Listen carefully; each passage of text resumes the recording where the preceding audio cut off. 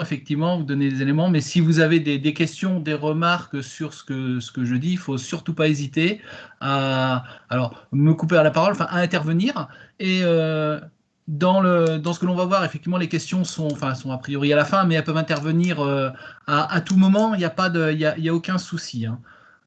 Et vivement que cette situation cesse, qu'on puisse revenir à une vie quasi normale et surtout à du présentiel et qu'on puisse à nouveau échanger de vive voix, parce que tout à l'heure, bon, on était devant nos écrans, mais il n'y avait pas les échanges qui peuvent se produire lorsqu'on est dans une salle à attendre tranquillement on va dire que les débats commencent. Voilà.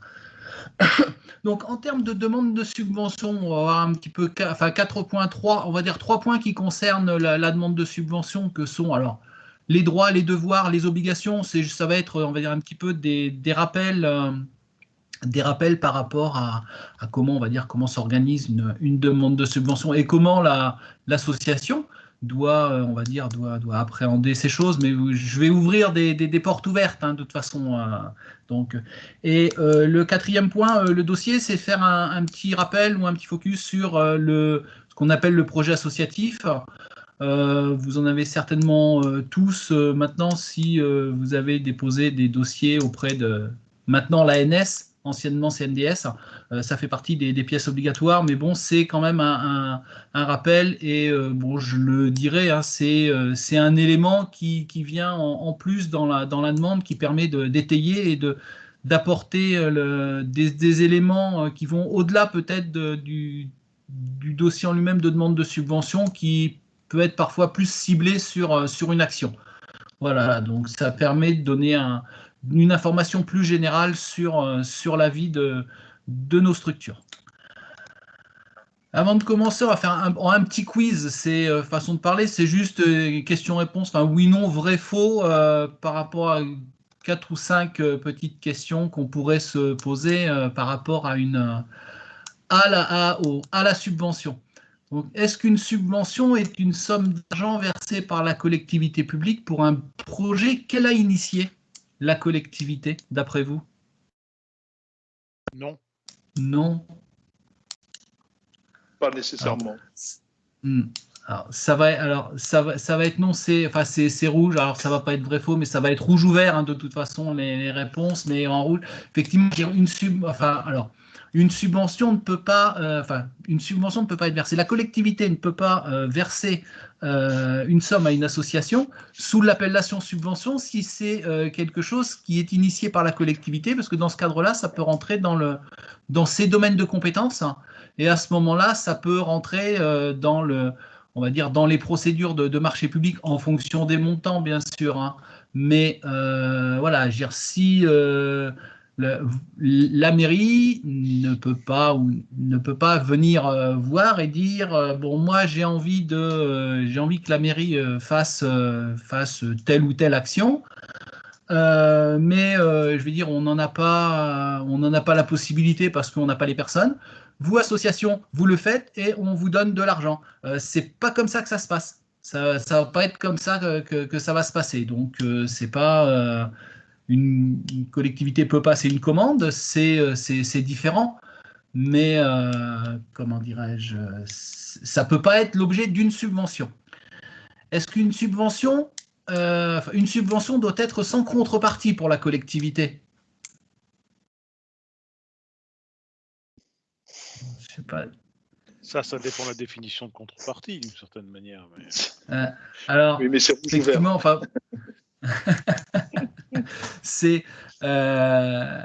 effectivement, à partir du moment où c'est un peu pas l'envers de la question précédente, mais si on fait le parallèle avec le sponsoring ou le mécénat, le mécène n'attend rien en contrepartie de ce qu'il va donner à l'association, alors que dans le cadre du sponsoring, il y a derrière, il y a de la communication, il y a de la publicité, entre guillemets.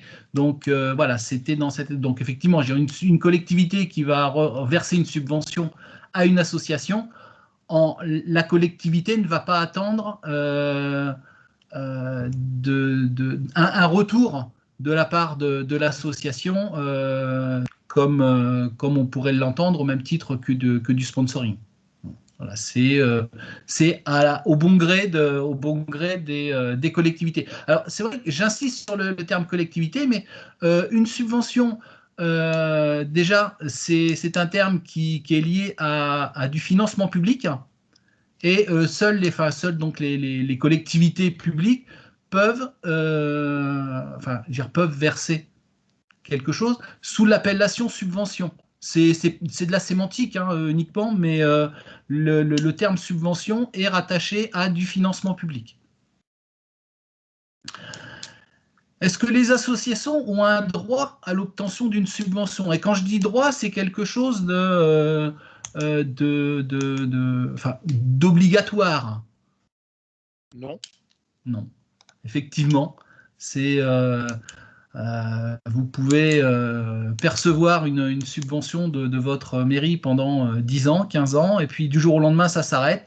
Vous râlerez, nous râlerons, mais malheureusement, c'est pas quelque chose qui se trouve acquis.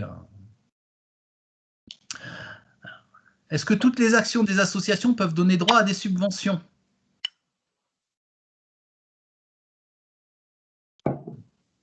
C'est difficile, c'est tellement large, toutes les actions des associations que... Oui, après, c'est vrai que si on reste sur le champ, bon, alors là, je l'ai mis en rouge pour rester dans un domaine plus, on va dire, plus général. Maintenant, si vous gérez une association qui a un objet un petit peu plus large et qui fait affaire, par exemple, des manifestations politiques ou à caractère religieux, là, c'est clair que vous ne pouvez pas. La collectivité, en tout cas pour des manifestations de ce type-là, ne pourra pas verser de subventions. Vous pouvez demander, mais si c'est à caractère religieux, politique, voilà, ça, ce sont des actions, des thèmes qui ne peuvent pas recevoir de financement public.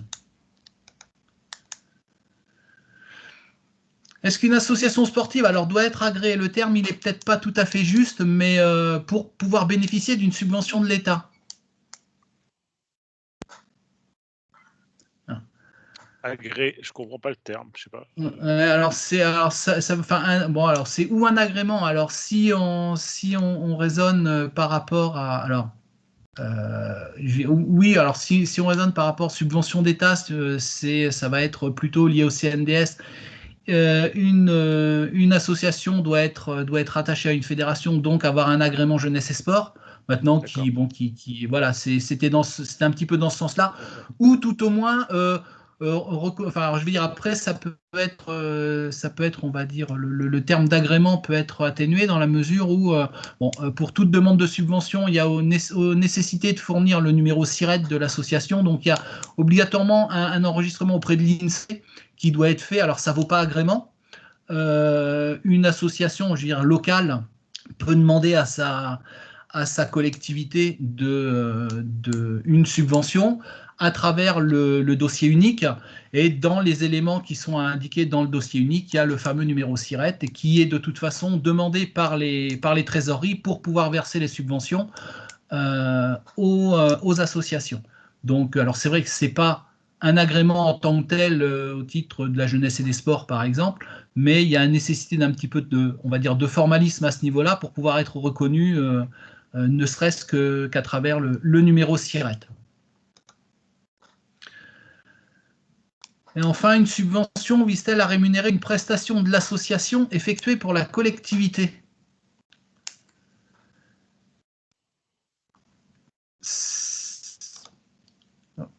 C'est un petit peu comme au début, en fait. Hein. Vous faites une action pour une collectivité. La démarche va être un petit peu différente dans la mesure où, eh bien, si c'est pour la collectivité, j'ai un forum des sports, par exemple, que la collectivité vous demande d'organiser de A à Z, ça nécessite des prestations de votre part et compagnie. Là, on va passer par un bon de commande quelque part, il y a quelque chose qui est formalisé, vous offrez une prestation, vous émettez une facture, et la collectivité va verser le montant de la prestation. Mais ce n'est pas assimilé à une subvention.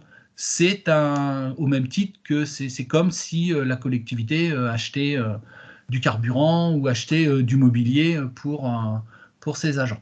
Voilà, bon, c'était juste un petit quiz pour Et là, rentrer. Oui, Christophe, là, selon les montants, oui. dans ce dernier cas, en fait, il peut y avoir passation de marché, commission des marchés et tout ça, quoi. On n'est plus du tout Ah dans. oui, non, non, mais c'est-à-dire qu'il y a autant la demande de subvention, alors elle peut être formalisée à travers le dossier unique. Enfin, il y a une demande, on demande une aide de la collectivité pour une action, mais que l'association va mener et dont l'origine émane de l'association.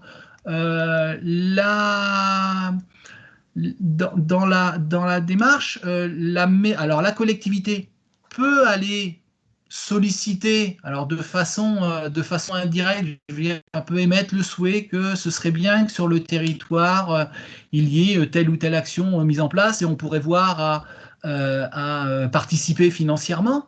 Euh, je veux dire,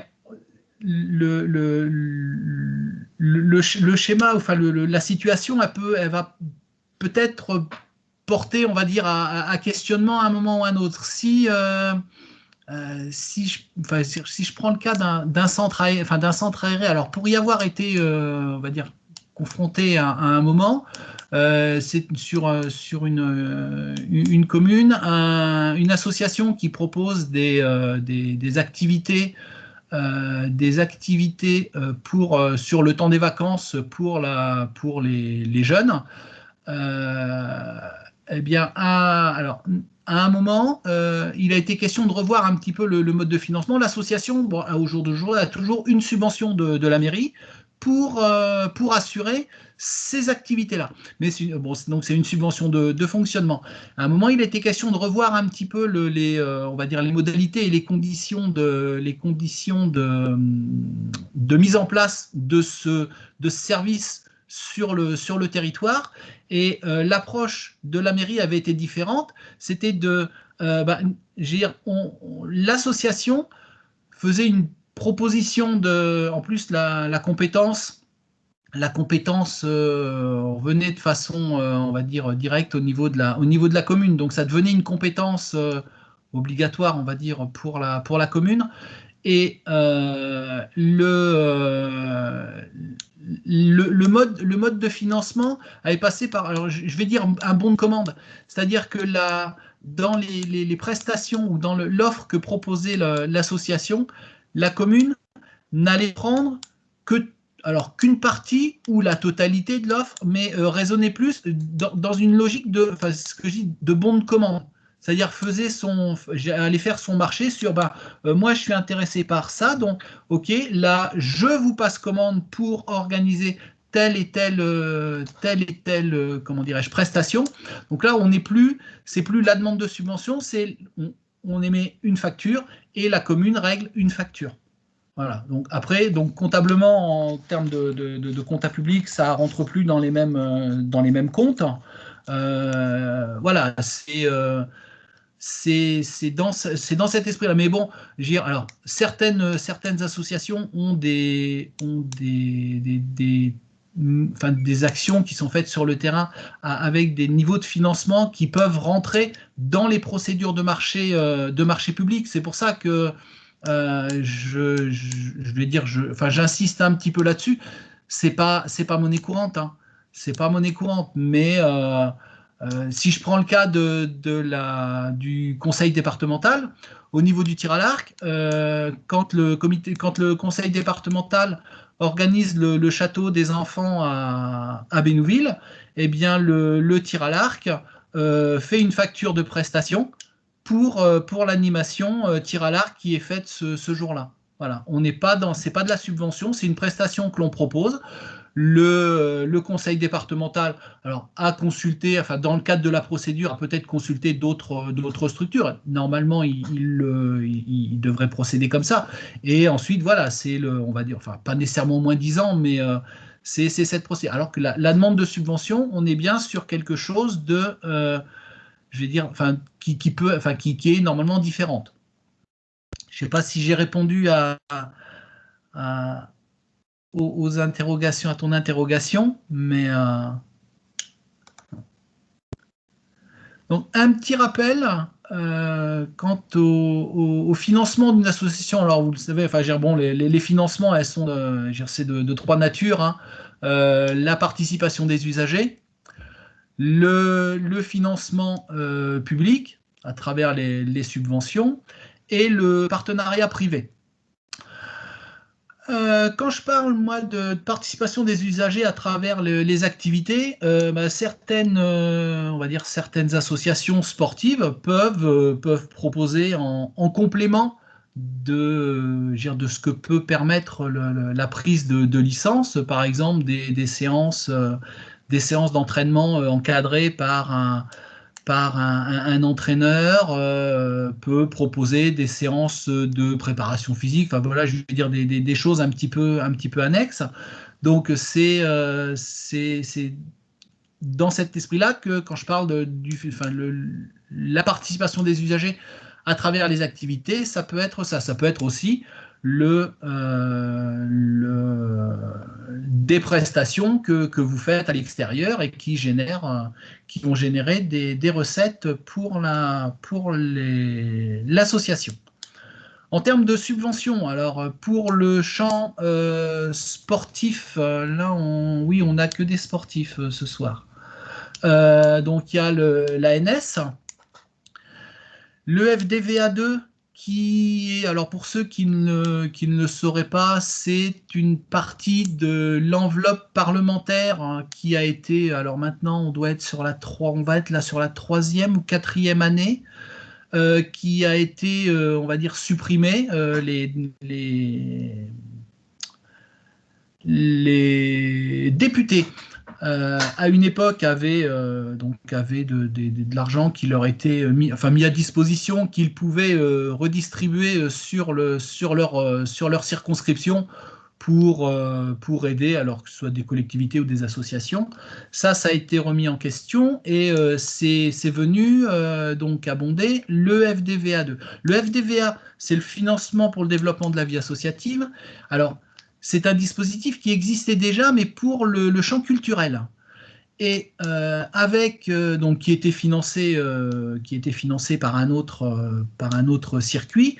Et les enveloppes parlementaires donc, qui ont été récupérées sont venues financer en partie le FDVA2 qui, lui, permet au champ sportif de pouvoir faire des demandes et de le cas échéant, de récupérer quelques subsides par rapport aux activités qui sont à mettre en place ou pour lesquelles vous demandez du financement. De mémoire, alors j'ai plus, il y a des critères mais qui sont moins, on va dire moins stricts que pour l'ANS. Le FDVA2 doit pouvoir financer du fonctionnement de l'association. Mais donc c'est un traitement qui se fait au niveau régional.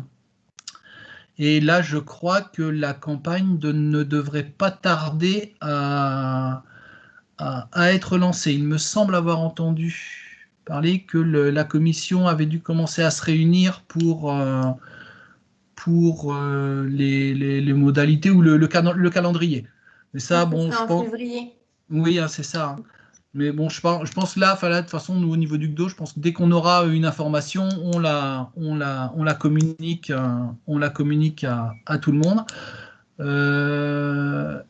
Et la demande doit se faire via le compte Asso, il me semble, de toute façon, comme beaucoup de subventions maintenant. Et enfin, le partenariat privé, je parlais tout à l'heure du mécénat ou du sponsoring, mais ça peut être aussi les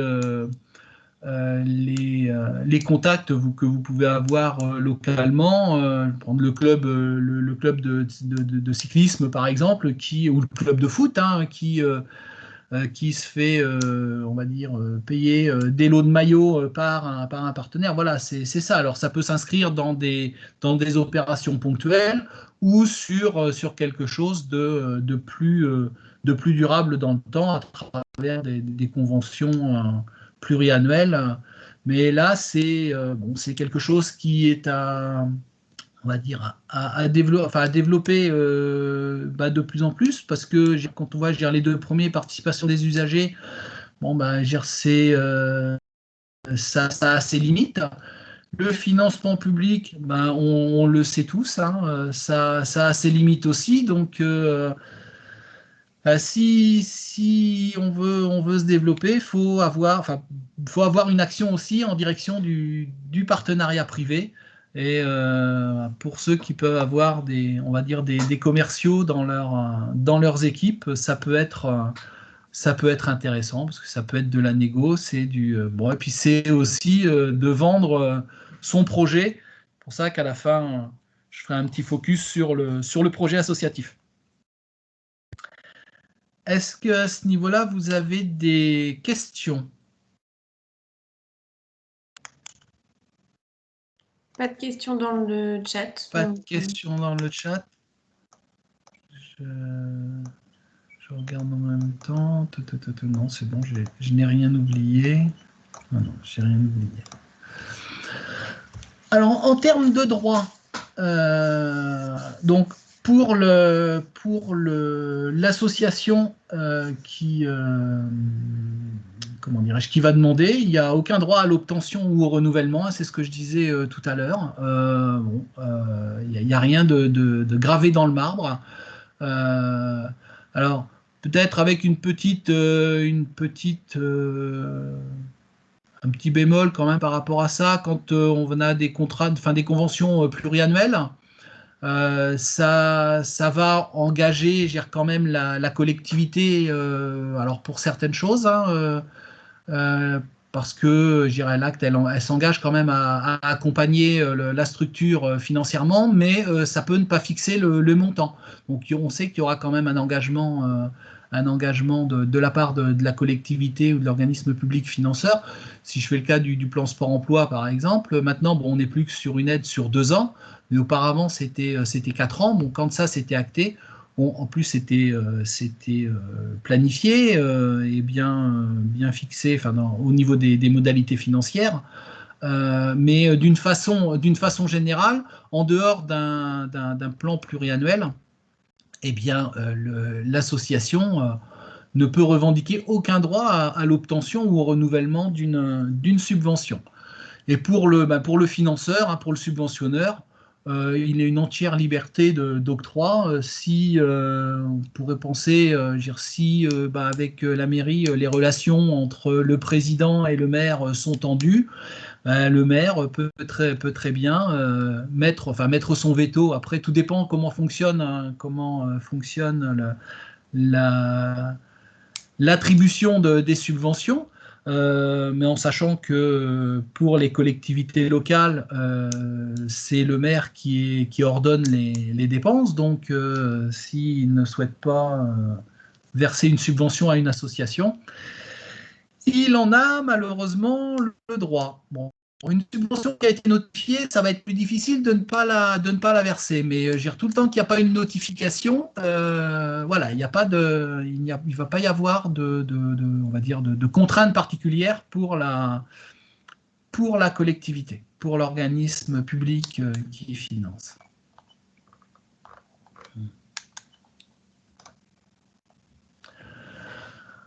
En termes de devoirs, on va le voir, hein, de toute façon là sur les diapos qui viennent, hein, c'est pour celui qui va pour l'association, hein, ça va être de remplir une demande de subvention, de faire la démarche, de formaliser la démarche, d'expliquer ce pourquoi on va demander du financement public. Mais ça, c'est une contrainte par rapport on va dire, au devoir du subventionneur qui, effectivement, moralement, il se doit d'examiner la demande, mais je veux dire, il peut ne pas la faire dans la mesure où en plus il n'a pas d'obligation de justifier son refus s'il y a refus ou le fait de ne pas vouloir verser de financement à une association. On le voit bien, donc c'est l'association. Effectivement, c'est le demandeur qui a le plus de contraintes, ce qui peut s'entendre, hein, bien sûr. Hein. Mais voilà, c'est pour ça qu'on entend souvent par rapport à l'ANS, entre autres, hein, c'est beaucoup de travail pour, au final, pas grand-chose ou rien du tout. C'est vrai, mais je continue à dire qu'il faut malgré tout passer ce temps, y consacrer un minimum de temps parce que les choses ont évolué. La demande de subvention, effectivement, avant, vous pouviez faire la demande entre deux petits toasts au vœu du maire et je te tape dans la main et puis bon bah c'est ok, tu auras ton argent et maintenant on arrive à des choses plus alors au nom de la transparence, hein. Je pense que tout ça c'est venu au nom de la transparence parce qu'il y a eu des dérives à un moment ou à un autre, mais voilà, bon, les choses font qu'il faut tout formaliser de plus en plus.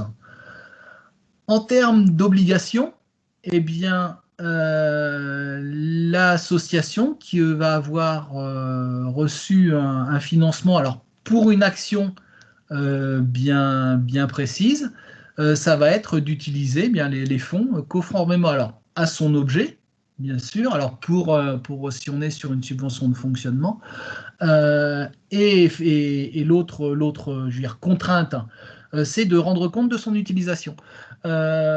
Effectivement, une subvention de fonctionnement, elle sera, on pourra toujours la juger comme étant utilisée pour le fonctionnement de son association. Maintenant, si vous partez tous les ans faire vous organisez une formation aux Antilles pour un club de plongée. Alors ça aussi, ça c'est pour l'avoir vu dans des demandes de CNDS. Quand il n'y avait que ça, pourtant on était dans l'objet même de l'association, hein, mais quand il n'y avait que ça à financer, eh bien, alors les décisions à ce moment-là étaient de ne pas financer ce type d'action. Parce que c'est vrai que c'était sur de la plongée, mais partir aux Antilles, c'était un petit peu utiliser de l'argent public pour, on va dire, offrir des vacances. Voilà. Donc tout le temps qu'on reste dans son objet, il n'y a pas de souci. Dès que l'on sort un petit peu, on va pas nécessairement des sentiers battus, mais de ce que l'on fait au quotidien, il va falloir l'expliquer. Il faut que ça ait une nécessité, un intérêt très particulier pour peut-être d'autres choses que l'association veut mettre en place ou veut développer. Et bien effectivement,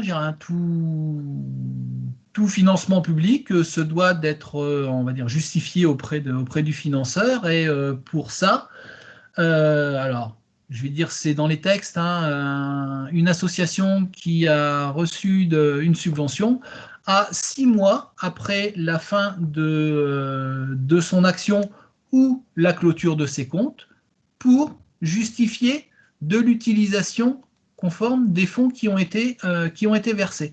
Donc, alors, je veux dire, clairement, ça veut dire que la mairie qui vous demande vos comptes pour le 15 février parce qu'il va y avoir le vote du budget au mois de mars ou début avril et que vous éventuellement redemandez une subvention, mais pour la présentation de vos comptes, je veux dire, c'est alors, un, mettre de la contrainte, et deux, c'est de mettre de côté cette possibilité, ce droit que l'on a. Alors, c'est pas que pour le monde associatif, hein, c'est pour l'ensemble des des structures, alors marchandes ou non marchandes, hein, que ce délai qui existe, hein, de 6 mois au-delà de la date de clôture pour présenter ses comptes.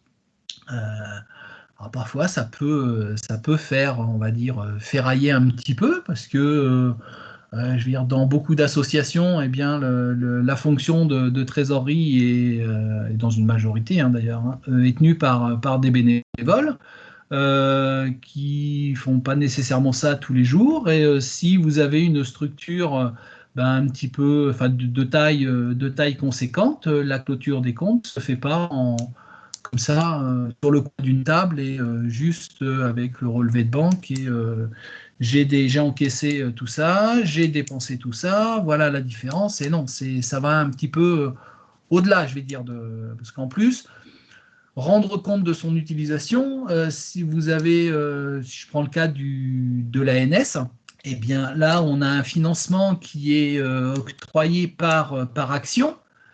Eh bien là, il va falloir faire le compte-rendu de l'action. Alors, pas, j'allais dire, en plus du compte-rendu financier pour l'association, enfin globalement de l'association, qui lui est à faire également, mais ça c'est un travail supplémentaire qui a lieu de temps en temps de rappeler à nos élus et leur rappeler qu'il y a des délais légaux qui existent et qu'il serait gentil de temps en temps de nous permettre de souffler un petit peu par rapport à ce côté, on va dire, légal de restitution de comptes. Et en matière d'obligation, bien pour le subventionneur, alors de verser la subvention octroyée à partir du moment, je vais dire, où elle a été notifiée. Comme je disais tout à l'heure, une subvention peut avoir été votée. C'est le maire qui est l'ordonnateur, donc qui paye. S'il ne souhaite pas verser tout ou partie d'une subvention qui a été votée par le conseil, eh ben, il peut ne pas le faire. Par contre, une subvention notifiée, et de plus en plus, alors pas nécessairement sur des subventions de fonctionnement en termes de localement, mais une subvention qui a été notifiée vaut engagement pour le subventionneur de verser la subvention. Alors, après, il peut y avoir des modalités pour le versement de la subvention, c'est ou la totalité ou une partie à la notification et le solde après présentation du compte-rendu financier, du compte-rendu de l'action. En plus, on parle souvent de compte-rendu financier, à croire qu'il ne semble pas s'intéresser parfois à l'aspect réalisation, on va dire, physique de l'action.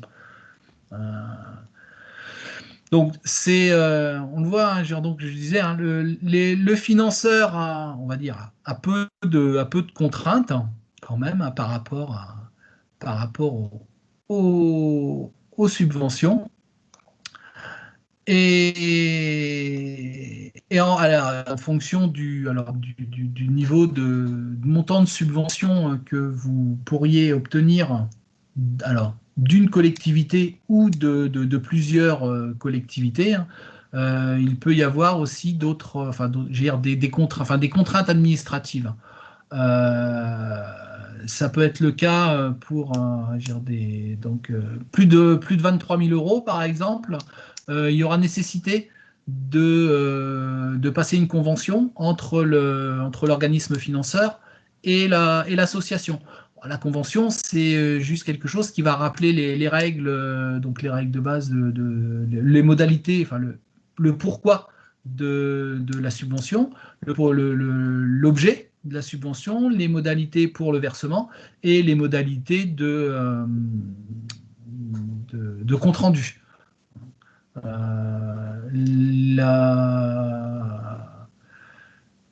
Au-delà de 153 000 euros de subvention, toute subvention confondue, hein, publique, enfin toute subvention confondue, là, il y a nécessité d'intervention, enfin de certification des comptes par un commissaire aux comptes. Alors là, cette contrainte-là, elle s'applique pour l'intégralité, enfin l'association dans sa globalité, mais dans le cadre du compte-rendu d'utilisation des financements, il peut vous être demandé la certification du compte-rendu financier des actions qui ont été subventionnées. Donc, bon, ce sont des petites contraintes, enfin des petites contraintes. Des contraintes qui peuvent avoir un coût en termes de mission de commissariat aux comptes, hein, pour une association. Mais voilà, alors, tout ça, toujours pareil, hein, je parlais de transparence, hein, c'est venu au fil du temps. Alors, pas la règle des 153 000 euros, parce que ça existait auparavant, mais les conventions pour les financements, pour des subventions de 23 000 euros et plus, c'est venu au fil du temps pour rendre transparent l'utilisation des fonds publics. Est-ce que vous avez des questions ou des interrogations?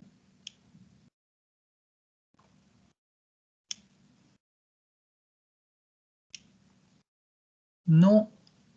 Alors, je continue. Et alors, le dossier. Le dossier, alors là, ça va être le dossier de demande unique. Alors, j'espère qu'il va apparaître. Est-ce que vous... Alors, il vous a été envoyé. Est-ce que vous le... Non.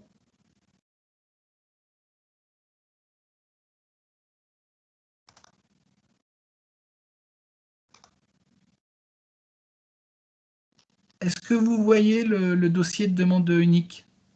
On voit que le PowerPoint là. Que le PowerPoint. Moi, j'ai eu un bug de... Je vais essayer d'aller le chercher. Voilà. Tac. Là, est-ce que vous le voyez? Alors, attendez, on a un écran noir.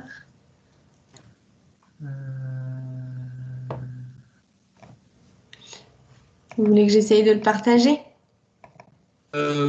Oui. Alors, du coup, c'est... Hop.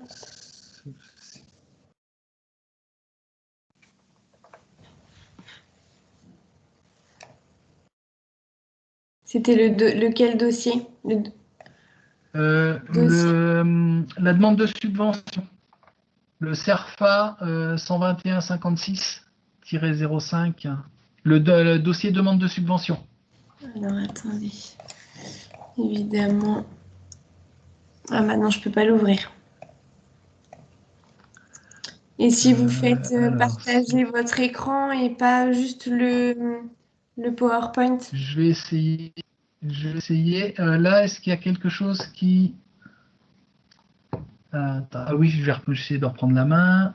Comment je fais là? D'ailleurs, Sarah, ça. Je crois que vous nous l'avez envoyé par email et le PDF s'ouvre pas de dossier de demande de subvention unique. Il dit qu'on n'a pas la bonne version d'Acrobat pour l'ouvrir. Donc je pense qu'il y a un nœud quelque part. Alors attendez, moi j'essaye de mon côté. Moi j'ai réussi à l'ouvrir là. Si vous voulez, je peux le partager. Est-ce que vous le voyez là? Non. Non. Alors attendez, j'essaye de mon côté. Est-ce que c'est celui-ci? Est-ce que vous le voyez? Oui. Oui. Oui.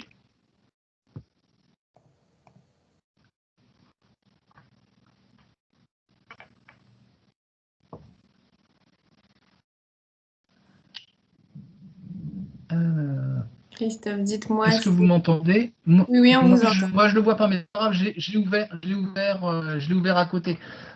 Ce dossier-là, alors, il est, alors je disais tout à l'heure, hein, donc les subventions ANS, subventions FDVA, les demandes se font à partir de la plateforme, c'est mon compte asso. Voilà, c'est à partir de mon compte asso. Là, on est sur vous sollicitez une collectivité, quelle qu'elle soit. Ça, c'est le dossier de demande de subvention unique, alors, qui va, comment dirais-je, être assez généraliste. Vous n'allez pas nécessairement retrouver toutes les items, notamment en termes d'aspect financier, hein, de la demande. Mais si on va sur le... Donc, il est construit un petit peu de façon assez, je veux dire, enfin, schématique. Enfin, on a un premier bloc qui concerne l'identification de l'association. Voilà.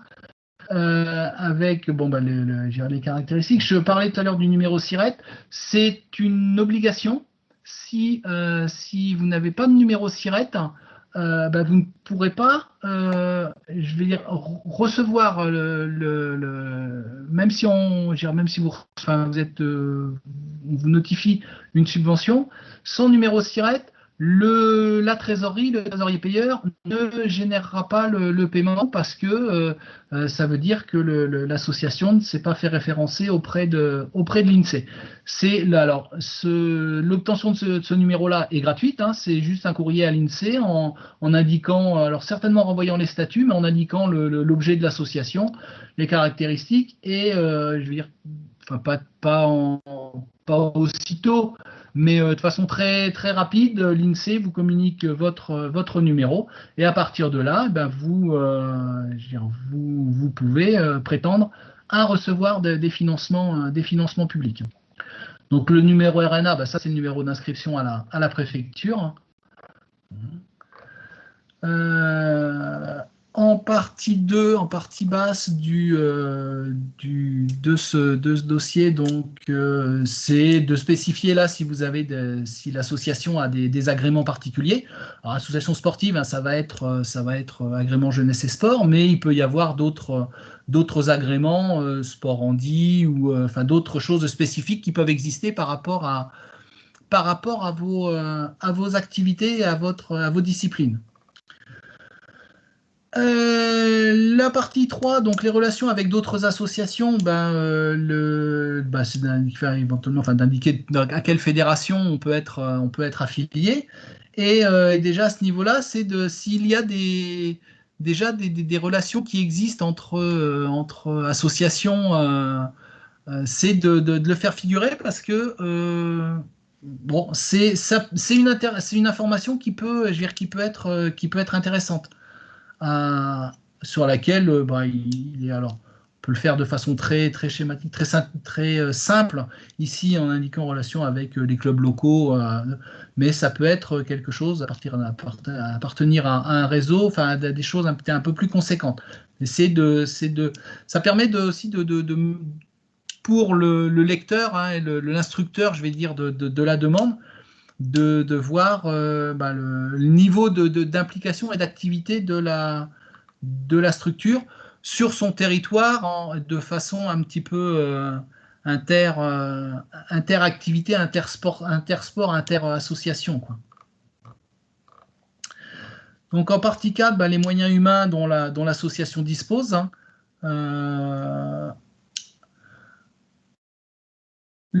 Alors, la différence, vous allez me dire quelle différence il y a entre le nombre de bénévoles et le nombre de volontaires.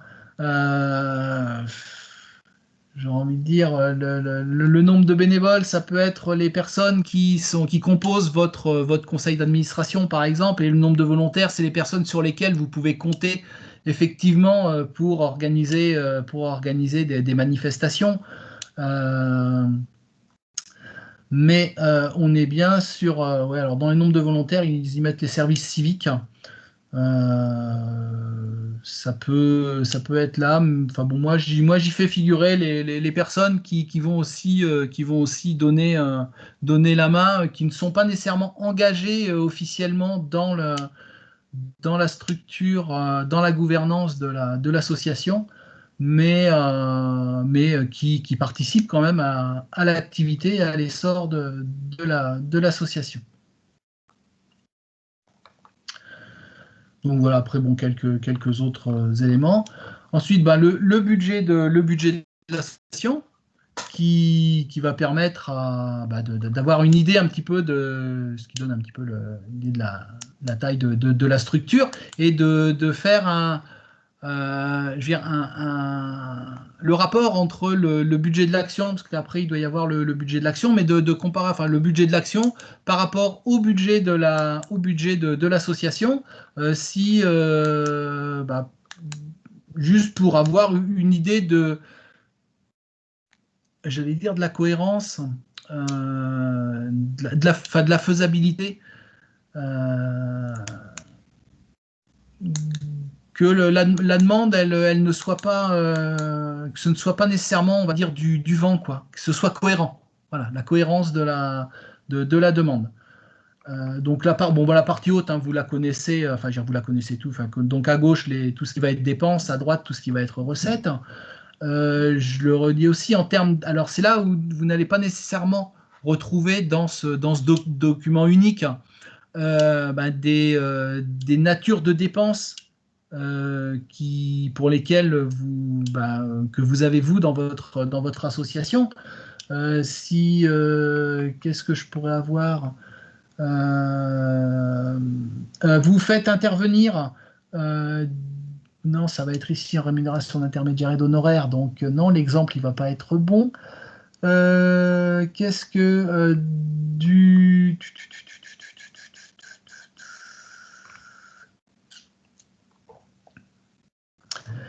d'allocation de véhicule, vous avez ouais, le truc tout bête par exemple, vous avez un véhicule, vous avez des dépenses de carburant conséquentes. Si on prend ce type de dépenses par exemple, quoique si vous pouvez les retrouver, vous les mettrez dans un compte 600. Dans les documents qui vous ont été envoyés, il y a un petit mémorandum sur dans les codes comptables, parce qu'en fait les chiffres qui sont à gauche correspondent au plan comptable général. Et en fonction de cette classification, eh bien, dans les documents qui vous ont été envoyés, il y a le type de dépenses que vous pouvez faire figurer en fonction des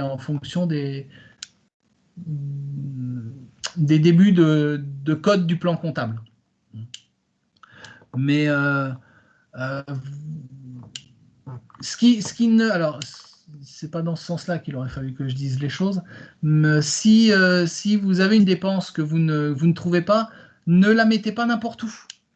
Je vais prendre le cas, si on prend le compte, le 68, alors pour ceux qui ne sont pas, pour ceux qui sont comptables, ne le mettront pas, mais si vous... dotation aux amortissements, provisions, engagements réalisés sur ressources affectées, ça peut être un compte fourre-tout. Mais dans la lecture, c'est pas un compte fourre-tout. Ça correspond à une nature de dépense bien particulière, qui est l'immobilisation, enfin l'amortissement de biens qui sont immobilisés. Je le redis, dans des demandes de subvention, j'ai vu moi des sommes importantes dans cette case-là, et sachant pertinemment que l'association ne pratiquait pas les amortissements dans ces comptes, et donc il n'y avait pas lieu d'avoir une somme d'indiquer dans ce compte-là. Au même titre, vous faites intervenir un prestataire, un entraîneur, mais qui intervient en tant que on va dire qu'auto-entrepreneur, enfin en tant que travailleur indépendant. Ce ne seront pas des charges de personnel, même si ça concerne une activité d'une personne physique. Ce sera dans le compte rémunération d'intermédiaire et honoraire. Alors, c'est pas nécessairement, je vais dire, grave. Sauf que si vous mettez quelque chose dans ce bloc-là, 64, charge de personnel, et que au début du dossier, dans les effectifs, vous avez mis 0 salarié, et que dans votre projet, il n'y a pas le projet de recruter quelqu'un, ça va poser question. Alors, en général, si on ne trouve pas d'informations dans les effectifs qui sont prévues, si on ne trouve pas d'informations dans le descriptif du projet, comme quoi il va y avoir un recrutement, je veux dire, naturellement, l'instructeur, il va penser c'est un prestataire, enfin, c'est quelqu'un extérieur qui vient, bon, ça a été mis dans cette case-là. Mais voilà, on est dans l'analyse un peu plus précise, mais les financeurs publics savent lire nos documents maintenant. Donc à une nature de dépense, ils savent à quoi ça correspond. Christophe, je peux Oui. t'interrompre une minute? Oui, oui. Alors moi j'ai le cas justement, on a un salarié, mais il fait partie d'un groupe d'employeurs qu'on a créé. Oui. On a créé un groupement d'employeurs et nous on paye une mise à disposition, notre association. Oui. Donc on n'a pas de charge, nous l'association ne paye pas de charge sociale, on paye une mise à disposition, mais on fait partie de ce groupement d'employeurs. Donc, donc où est-ce tu le mettrais là dans... Alors, parce que là, c'est je pas vais vraiment un mettre, salarié pour nous au sens propre de la sauce, mais c'est pas les honoraires non plus. Non, alors moi je vais le mettre, je mettrai ça je le mets en 648 parce que j'ai ça. Alors, je suis aussi, moi, salarié d'un groupement d'employeurs qui intervient dans les associations et je milite et je lutte auprès des cabinets comptables qui, comment dirais-je, qui interviennent sur certaines structures dans lesquelles je tiens la comptabilité pour que la convention, le temps qui est facturé à l'association, le temps que je passe moi dans les structures qui est facturé à l'association, soit enregistré dans le compte 64, charge de personnel, donc dans un compte 648. Alors là, ce serait autre charge de personnel, parce que ça ne couvre que de la masse salariale. Quand on est un salarié mis à disposition dans le cadre d'un groupement d'employeurs, ce qui est facturé à l'association utilisatrice, c'est quasiment, je crois que c'est 95 ou 96%, c'est le salaire et les charges. Il y a 4 ou 5% de frais de gestion. Voilà. Ouais. Mais je dis, mais c'est une lutte, et tous les ans, je remets le couvert, moi, dans certaines structures, et tous les ans, j'ai pas gain de cause, parce que le juge de paix, c'est l'expert comptable qui valide les comptes, mais moi, je continue dans mon enregistrement à enregistrer ça en 648, parce que c'est une charge de personnel. Et en plus, alors doublement, si en cas de difficulté de l'association utilisatrice d'une procédure collective, les charges de personnel en termes de règlement sont prioritaires sur les autres charges. Voilà, ça a aussi cette volonté-là de prise en compte dans les comptes, d'identification, parce que dans le cadre d'un groupement d'employeurs, de toute façon, la personne qui est mise à disposition, on est dans la mutualisation de l'emploi, ça veut dire que l'association ne peut pas prendre une personne en 24 heures, ou même si elle est dans le système dérogatoire, sur un temps moindre, mais on est dans le cadre de la mutualisation de l'emploi. Pour moi, ce ne sont pas des honoraires, c'est du 648. Mais ce qu'il faut savoir, si tu as un expert comptable qui vient pour certifier les comptes, il peut y avoir des chances pour qu'il te reclassifie cette dépense dans un compte 62, rémunération d'intermédiaire et d'honoraires. Bon. C'est possible. J'ai deux structures où il y a un expert comptable, et dans ces deux structures-là, tous les ans, les factures de GeoMedia, entre autres, sont rebasculées en 622 dans un compte d'honoraires. Ok, merci. Je voulais insister, j'en profite, parce que c'est la demande de subvention, et là on le voit bien, sur les contributions volontaires en nature. Donc cette partie-là, je vais dire, devient de plus en plus importante dans la mesure où, avec on va dire, la nouvelle réglementation dans le cadre de la présentation des comptes. Alors pour les structures qui sont tenues de présenter les comptes selon la norme comptable, il y a une obligation dans les annexes maintenant d'expliquer, d'indiquer les contributions volontaires en nature dont a bénéficié l'association. C'est une obligation de l'indiquer, et si l'association ne pratique pas notamment la valorisation du bénévolat, c'est d'expliquer pourquoi. De dire, bah non, moi, la structure, je veux dire, ça peut être. Alors, association sportive, ça va être un petit peu plus difficile, mais moi, j'ai une structure qui intervient plus dans le champ, on va dire, paramédical. Et qui fonctionne avec, alors, sous un format associatif, parce que c'est le format juridique qui répond à ça, mais pour la vie associative telle qu'on l'entend, je veux dire, bon, il y a un président, il y a un secrétaire, il y a un trésorier, il y a quelques membres, mais tout le travail, tout est fait, tout le fonctionnement est assuré par les permanents de la structure. Donc là, je veux dire, si on valorise le temps des bénévoles de l'association, de l'organe dirigeant, de l'organe décisionnaire, dans le budget global, ça va être insignifiant. Voilà, ça va pas être significatif. Donc, dans ce cadre-là, il y a juste à indiquer que la valorisation du bénévolat, par exemple, n'est pas significative, donc l'association n'a pas valorisé ce point-là. Dans le secteur associatif sportif, ça va être un petit peu différent parce que on va tous avoir des personnes, on l'avait vu un petit peu plus haut, qui vont donner la main pour accompagner des enfants en tournoi, qui vont donner la main pour encadrer des séances d'entraînement. Et demain, tous ces temps-là, eh bien, s'ils ne sont plus assurés par des bénévoles, ça va être de la charge de salaire si on veut continuer à maintenir le niveau de service qui est proposé. Donc, ça va donner une indication, déjà une indication du temps qui est consacré par les bénévoles au fonctionnement de l'association. Le financeur public, lui, il va y voir alors un intérêt.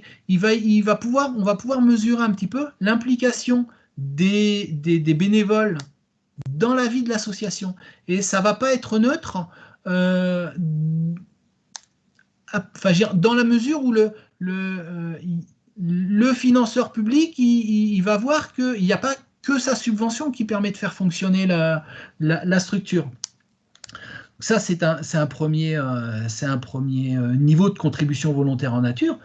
Vous pouvez localement aller solliciter auprès de vos mairies le montant de la mise à disposition des gymnases, par exemple, ou des terrains pour les footballeurs, la mise à disposition de locaux, de personnel qui peut être faite lorsque vous organisez une ou des manifestations sur votre territoire.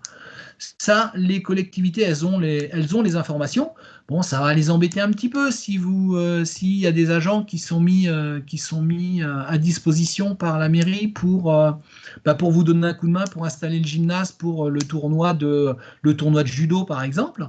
Eh bien, c'est du temps qui est consacré par des personnes qui ne sont pas rémunérées par vous directement. C'est du temps, de l'argent que la collectivité va mettre à disposition à travers ses agents pour l'association.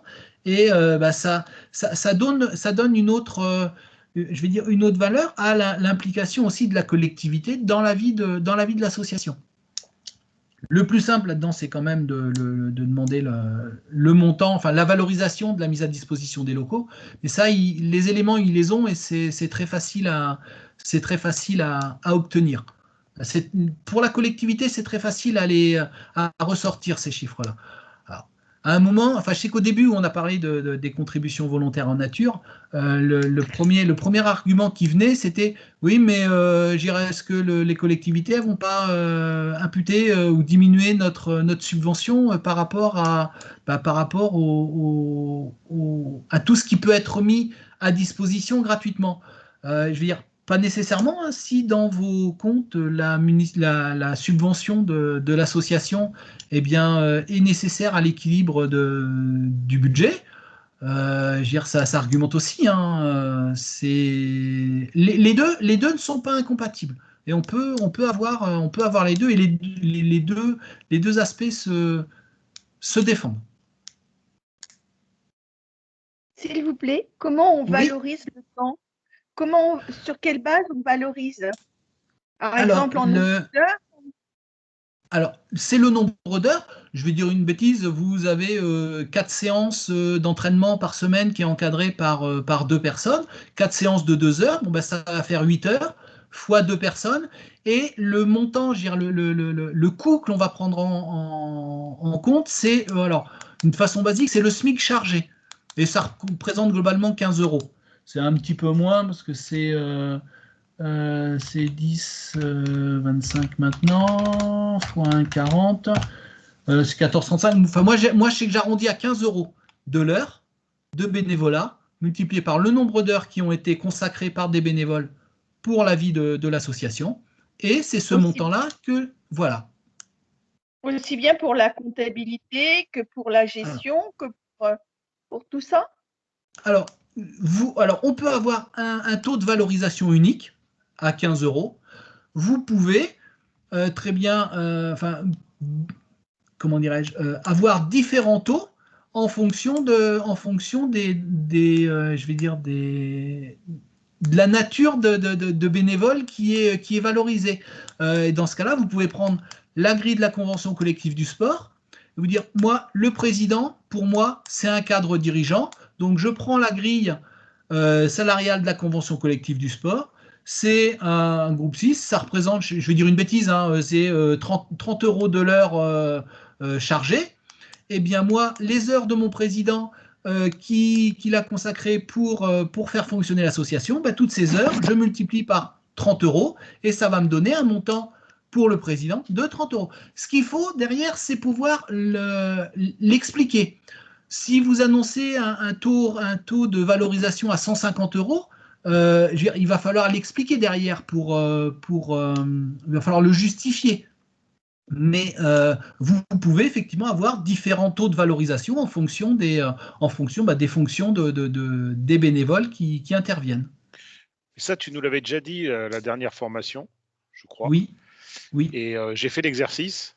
J'ai pris la convention collective, j'y ai passé un temps fou, j'ai failli devenir fou, mais je me suis sorti 6 taux différents, et pas selon le type de bénévole, mais selon l'action de bénévolat. Parce que finalement, un bénévole, il peut être le président du club, et puis un jour arbitrer, et dans ce cas-là, eh ben, le jour où il arbitre, il est en taux arbitre, et quand il fait une réunion en tant que président, et j'ai demandé à tous mes petits camarades de me donner leurs heures sur 2020. Certains, ça a été rapide, d'autres, j'ai dû un peu les tyranniser, mais j'ai tout eu. Et en fait... c'est vrai que c'est assez impressionnant, hein, parce que on a un salarié et en comptant tout le bénévolat, ça équivaut à un peu plus d'un équivalent temps plein. On est à 1,2 équivalent temps plein sur une année Covid où on n'a eu quasiment aucune compétition. Tout à fait. Oui, mais c'est quand on prend le temps de le faire, alors on peut le faire de façon très très très précise, mais déjà avoir le faire de façon un petit peu globale, et c'est impressionnant. C'est impressionnant. Merci. Voilà. Donc, je vous encourage vivement à le faire et le pratiquer. Et voilà. Et en face d'une collectivité, je veux dire, vous avez un montant de valorisation du bénévolat à 30, 40, 50, 60 000 euros. Alors, à rapprocher du budget aussi. Hein. Si vous avez 100 000 euros de contribution volontaire et un budget à 10 000 euros, ça va interroger aussi. Mais je veux dire, pourquoi pas. Mais ça permet de diminuer la proportion du financement public dans le budget global de l'association. Vous, en termes de communication, même si au niveau de l'ANS, alors je vais dire au niveau du CNDS, auparavant, parce que maintenant, comme l'instruction elle est un petit peu différente, je ne sais pas si c'est toujours pris dans ce sens-là. Mais du temps où on était encore sur le CNDS, les contributions volontaires en nature n'étaient pas prises en compte, je vais dire, pour déterminer la proportion du financement CNDS dans le budget global. On ne prenait que le budget réel,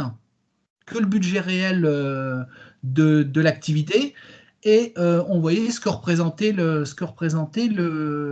CNDS dans la demande de subvention. Maintenant, on commence à voir un petit peu des ratios qui prennent en compte la contribution volontaire en nature. Donc voilà, c'est pour ça que ça peut ne pas être neutre, parce que pour quelque chose qui pourrait représenter 50% du financement d'une action, eh ben, si on y ajoute les contributions volontaires en nature, ben, on peut redescendre à 25%, quoi, parce qu'il y a beaucoup de gens qui vont intervenir sur ce type d'action, et la proportion de la subvention dans le budget global, ben, elle est moindre, et ce qui, en termes de communication, de discours avec les financeurs, on n'est plus uniquement dans la vision de l'association qui n'est là que pour ponctionner de la subvention. C'est pas vrai. À travers son bénévolat et l'action de ses bénévoles, l'association a fait un vrai travail sur le terrain. Et je pense que ça aussi, ça a été quand ça a été mis en place, ça a ouvert les yeux à certains élus quand même, qui ne se rendaient pas compte auparavant de ce que pouvait représenter le temps des bénévoles dans la vie des associations. Donc, mais aussi, il ne faut pas nécessairement mettre une usine à gaz en place pour pouvoir valoriser tous ces éléments-là. Et enfin, les dons, alors secours en nature et dons en nature, hein, c'est la palette d'eau que Carrefour vous a donnée pour l'organisation d'un raid. Eh bien, là aussi, le secteur marchand sait valoriser dans ses comptes les dons qu'ils font. Donc, ils sont à même de vous donner le montant de ce qu'ils vous ont donné, et pour que vous puissiez les faire figurer dans vos comptes. Alors, on était sur le budget de l'association. On ne parlait pas nécessairement de budget prévisionnel, donc c'est le budget on va dire de l'année. Hein. Je vais le dire après, mais le budget prévisionnel, il est toujours équilibré. J'ai dit, hein, de toute façon, j'allais enfoncer des portes ouvertes, mais c'est une évidence. Mais là aussi, parce que j'ai vu et il est équilibré à la fois au niveau de la ligne totale des charges, totale des produits, mais également au niveau du total général. Et la partie contribution volontaire en nature ne permet pas l'équilibre du budget. C'est-à-dire ce que l'on met du côté emploi des contributions, on met 100 à gauche, on va mettre 100 à droite dans les contributions volontaires, ce que l'on a reçu. C'est voilà. C'est une évidence, mais je le rappelle. Je le rappelle parce que j'ai vu encore des choses qui sont des montants différents ici pour pouvoir équilibrer le budget global. Et c'est c'est pas possible. C'est pas possible. Donc, là, on va rentrer dans la partie 6, là, sur ce qui concerne l'objet de la demande. Hein. Alors, ça peut être, si on est sur une... alors, en général, quand on va solliciter, on va être sur une action particulière. Donc, ça va être de développer, en fait, de façon littérale, votre action. Hein. Alors là, on est sur le document PDF, donc vous pouvez le remplir ou vous pouvez écrire à la main, enfin vous pouvez le faire fonctionner. Quand vous êtes sur le compte asso, dans les documents qui vous ont été envoyés, il y a 2 documents Word et un document Excel, c'est de remplir déjà au préalable, c'est en fait de faire une première rédaction en fait de votre projet, de façon à ce que ensuite vous n'ayez qu'à faire du copier-coller entre votre document que vous avez créé et le compte asso, parce que alors ça s'est peut-être amélioré maintenant, mais à un certain moment, on n'avait qu'un temps, on va dire minimum, pour pouvoir remplir les informations, et si on oubliait d'enregistrer, eh bien, les informations étaient perdues et on était obligé de recommencer. Donc, les 2 premières années où il a fallu passer par ce dispositif-là, mon compte asso, il y a quelques structures qui sont un petit peu arrachées les cheveux pour comment dirais-je, pour remplir leur dossier, voire il y en a même qui ont jeté l'éponge parce que on n'avait pas suffisamment de temps pour les remplir, et quand on commençait la rédaction et qu'on oubliait d'enregistrer, et que le téléphone sonne et on part, et puis voilà, et on perdait les informations. Il y a des structures qui ont refait 2 fois, 3 fois leur dossier. Donc des petits outils à côté qui permettaient de faire en amont la partie littérale et de faire du copier-coller ensuite. Donc on continue la suite, donc un bloc sur le descriptif de l'action qui est pour laquelle on va solliciter du financement.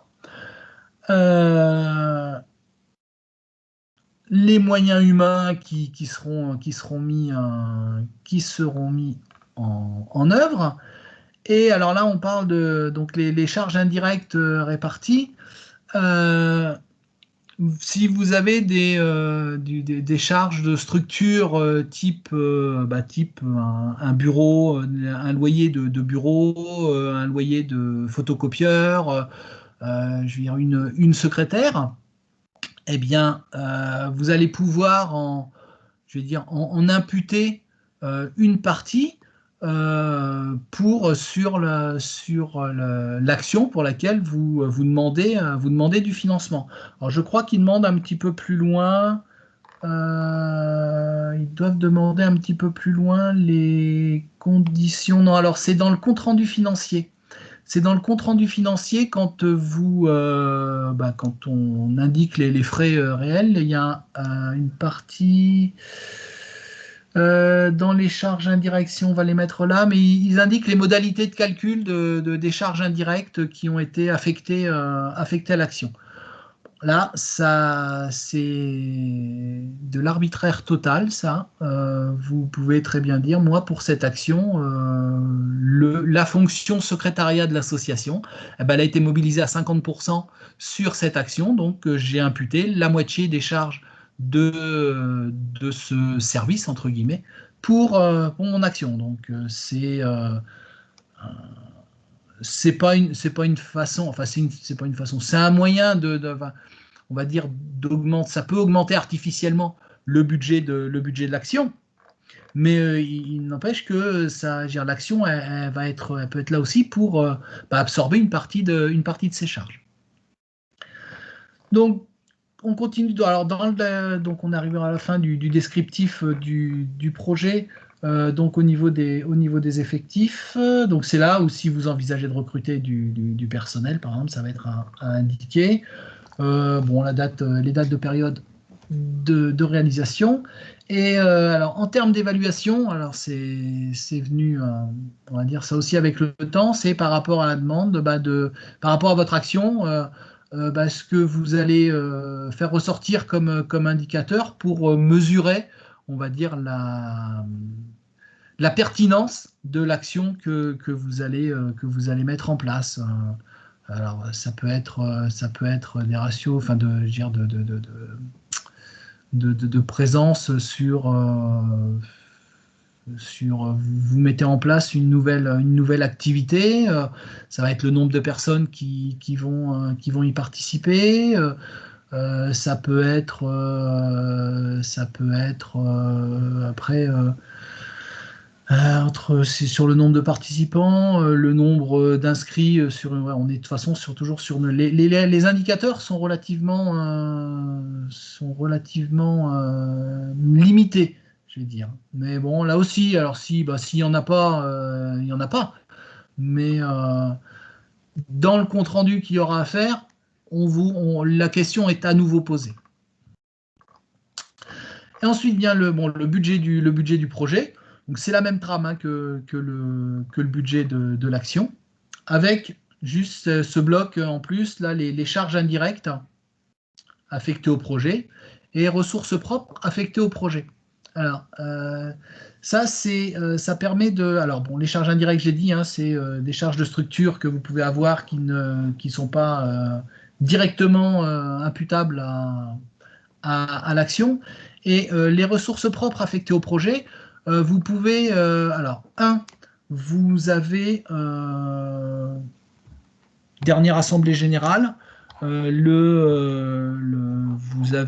l'assemblée a décidé de flécher une partie du résultat pour le financement d'une action bien particulière. Donc là, il y a un petit peu de, on va dire, un petit peu de formalisme au niveau de l'assemblée générale. En comptabilité, un petit peu des écritures particulières pour bien flécher ces sommes-là. Eh bien,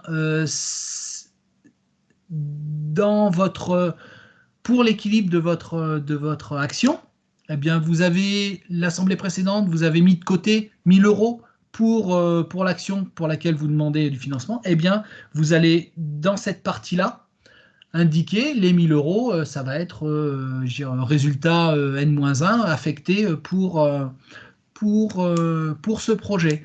Ça peut être aussi de dire, vous faites votre budget, au final, votre budget avec les ressources propres que vous allez avoir sur de la participation, par exemple, vous décidez d'affecter tout ou partie des cotisations sur ce projet, eh bien, votre budget n'est pas équilibré. Mais j'ai bien dit, le budget prévisionnel, il doit être équilibré. Et bien là, vous allez mettre reprise sur exercice antérieur ou reprise sur le compte report à nouveau. Vous allez inscrire une somme.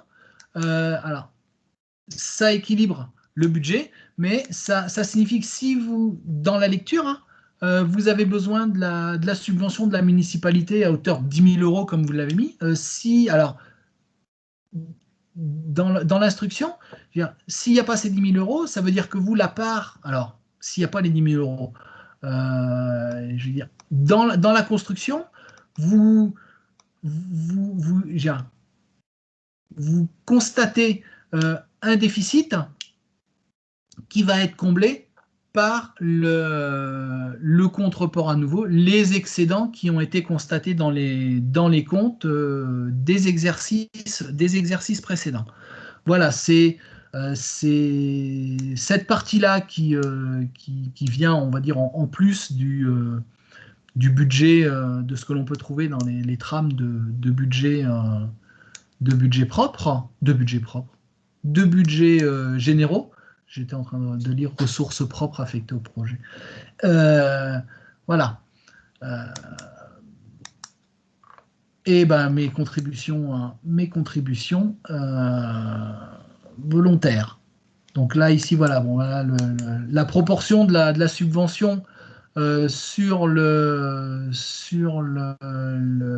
financement, il est bien calculé à partir du total des produits. Il ne prend pas en compte le total budget, contribution volontaire en nature inclus. Et ensuite, le bloc 7, c'est l'attestation classique avec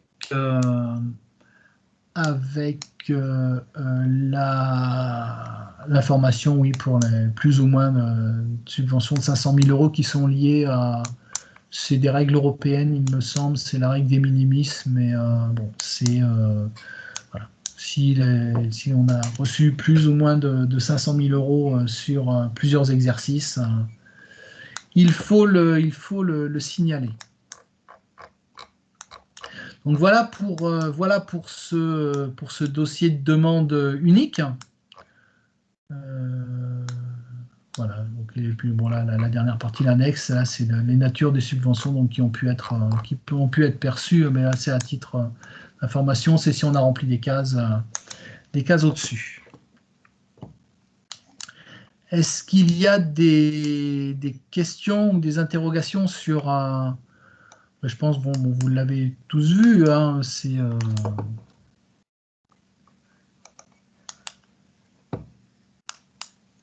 Il n'y a pas de... Pas de questions sur pas le de chat. questions. Juste Thomas qui a dû nous quitter. D'accord. Sinon, pas de questions. Alors, est-ce que... Yannick disait qu'il ne pouvait pas ouvrir le PDF, donc j'essaierai de voir demain pour le renvoyer ouais. et faire en sorte qu'il soit accessible à tout le monde. D'accord. Merci beaucoup. Est-ce que vous voyez toujours le PowerPoint là? Non, du coup, on l'a. Non. Alors, je vais le rechercher.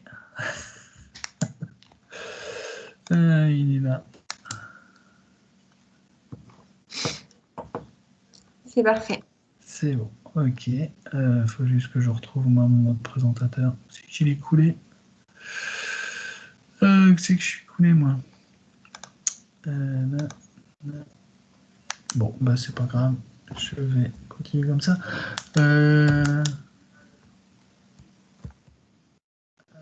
Alors. Bon. C'est là. Là, voilà. Bah oui, donc là, là sont les documents qui vous ont été envoyés. Je vais pas prendre le risque de les ouvrir parce que du coup, il va y avoir le souci pour les partager. Je vais juste en regarder un. Où est-ce qu'il est? Il est là. Là. C'est ça.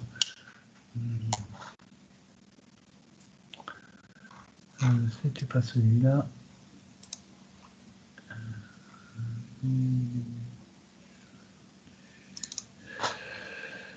Non. Bon.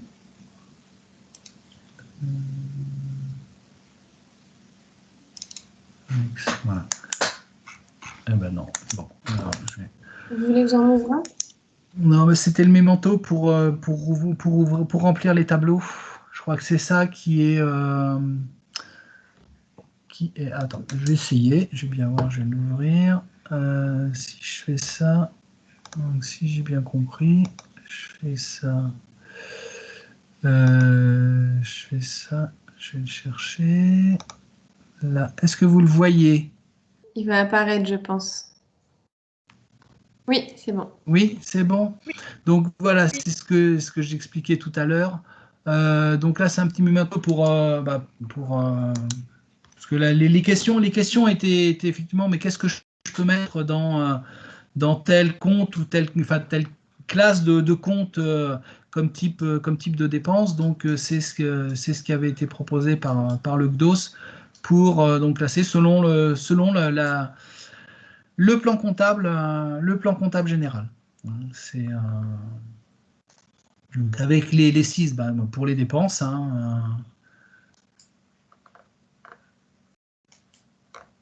Et pour les recettes, la même opération. Alors ça, c'est pour ceux qui utilisent une application comptable qui utilise alors ça, c'est utilisé pour ceux qui utilisent une application, on va dire comptable, que ce soit un logiciel spécifique ou sur Excel.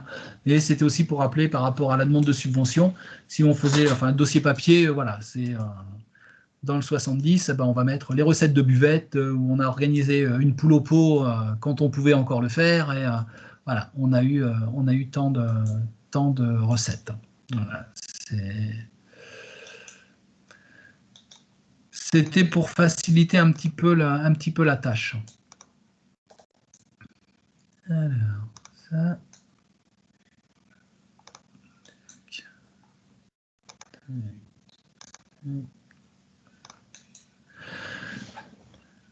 Le projet associatif, je vais juste en parler moi par rapport à ces 3 points-là. Alors, mais c'est c'est pas quelque chose qui doit être, pour moi, là aussi, je veux dire, c'est pas parole d'évangile non plus ce que je dis, mais c'est par rapport au vécu.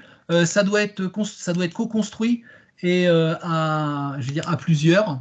Parce que c'est le projet de l'association et c'est pas le projet d'une personne ou de quelques personnes de l'association. Il doit être co-construit. Et c'est un petit peu là. Alors c'est vrai que quand on est en début d'Olympiade comme là, ça peut être le projet de l'Olympiade et de ce que l'on veut faire pour les 4 ans à venir. Les comités, on est un petit peu comme ça, qu'ils soient départementaux ou régionaux. les fédérations raisonnent aussi un petit peu comme ça. Maintenant, une structure club, ça peut paraître lourd, mais pour les demandes ANS, de toute façon, le projet associatif est demandé dans les pièces à fournir. C'est vrai que c'est vraiment le reflet, c'est ce vers quoi la structure, on va dire, veut aller. Ça peut aussi être, hein, alors sans être dans du novateur, hein, de mettre noir sur blanc ce que l'association fait aujourd'hui et de le présenter structuré tel que on va dire le projet associatif on va dire doit être construit. Hein.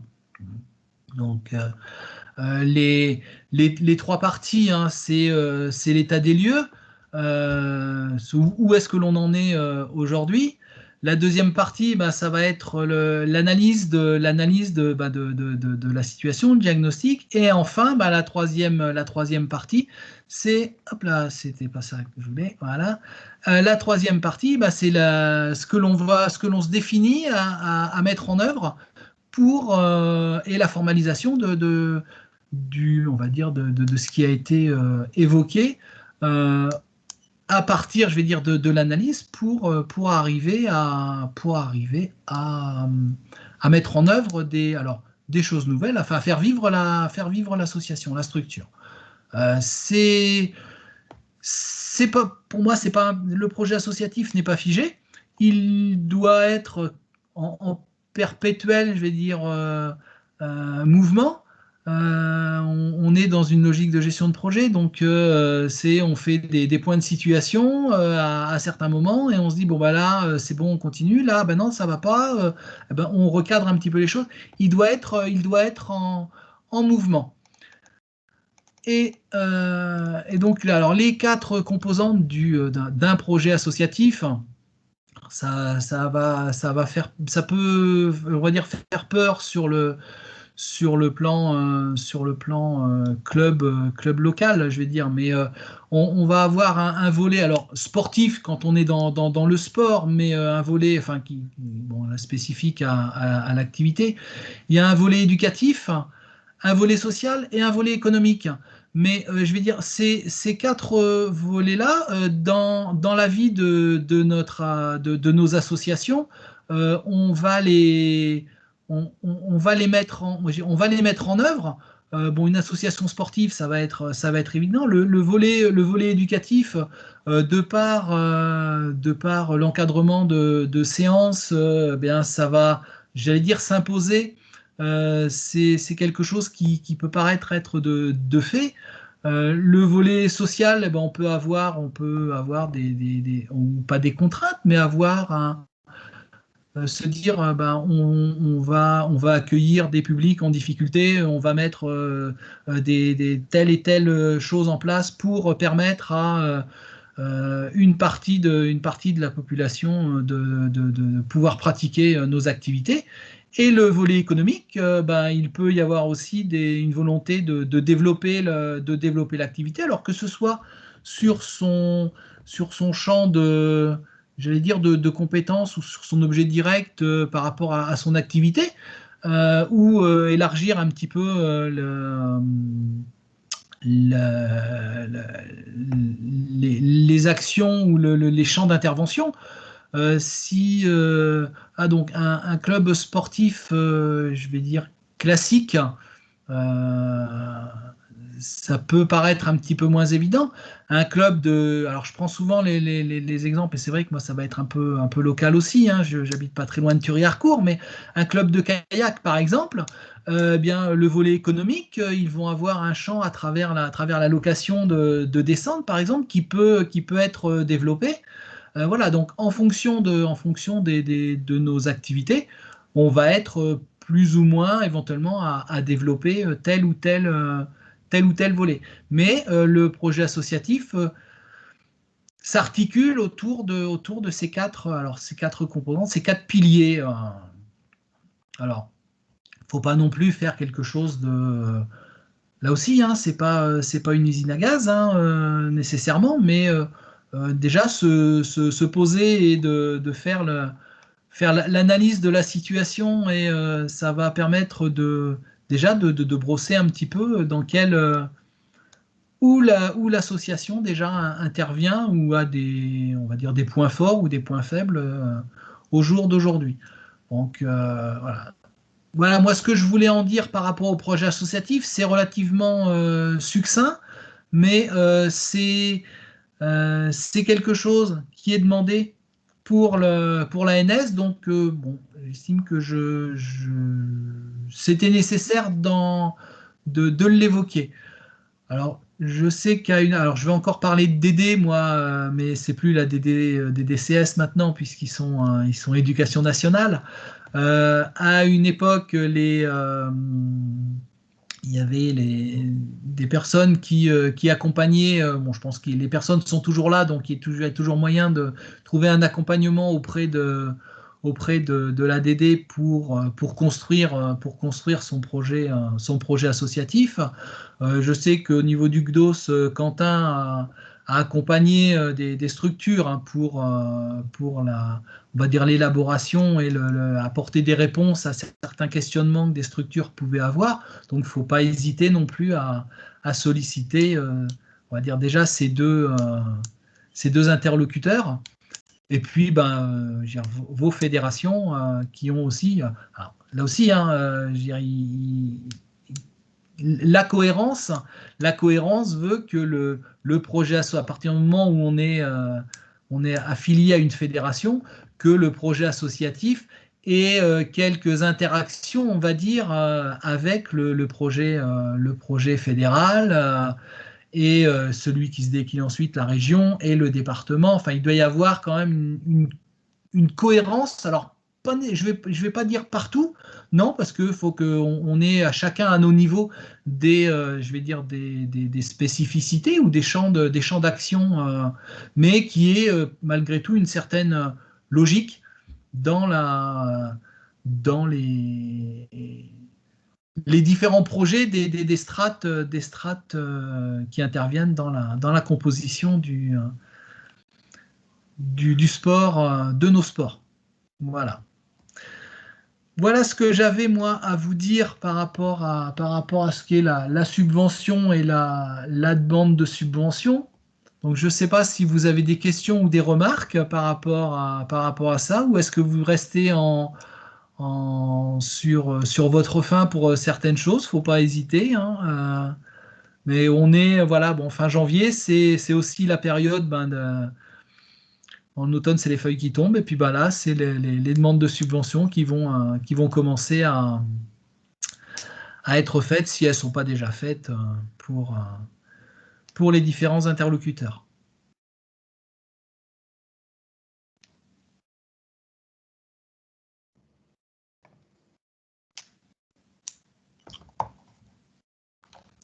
Je sais pas, est-ce que